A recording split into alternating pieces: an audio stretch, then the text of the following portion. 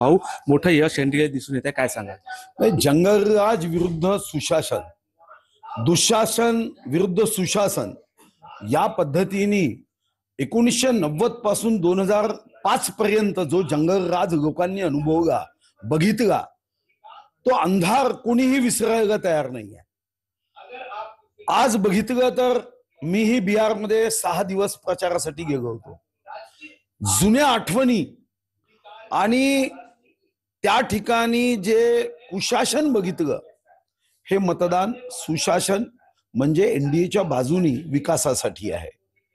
आजही बिहारला आणि बिहारच्या जनतेला वाटतं की आमच्यामध्ये क्षमता आहे, पण या क्षमतेचा योग्य उपयोग, समर्पक उपयोग करणारं नेतृत्व हे एनडीएचं आहे.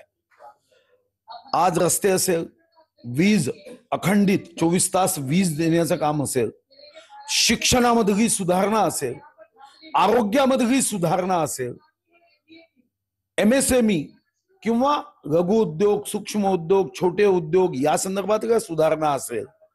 आणि परवाही जेव्हा मुंबईचा एक बिल्डर मला म्हणाला की आता बिहारचे कामगार हे मुंबईत कमी येतात, ते सुशासनाचं लक्षण आहे की बिहारच्या कामगारांना, बिहारच्या लोकांना तिथंच काम मिळत आहे.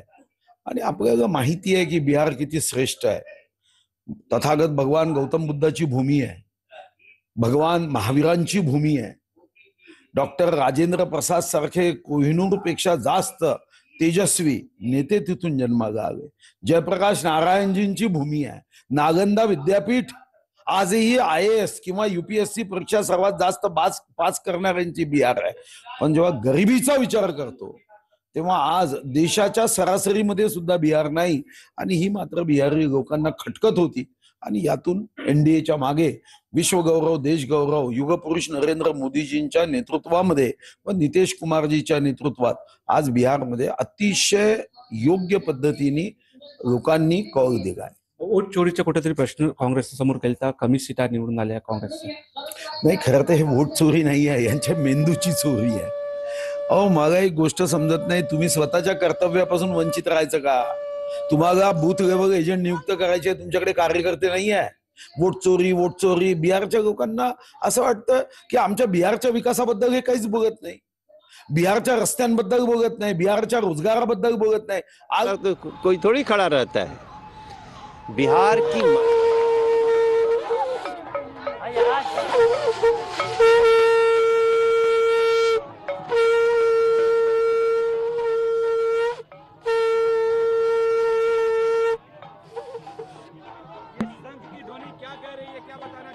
ये विजय शंखनाद है.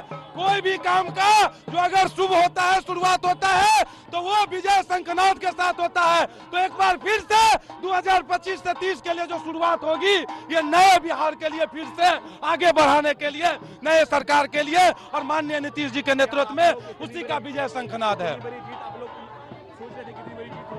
ये तो विकास के लिए स्पष्ट रूप से सब लोग जानते थे और हम लोग भी जानते थे, खास करके महिलाओं के विकास के लिए. तो महिलाओं ने जो जनादेश दिया और पूरे जनता जनार्दन ने, ये सबको मालूम था, होना ही था, ये तय था कि ये एनडीए की जीत होगी निश्चित.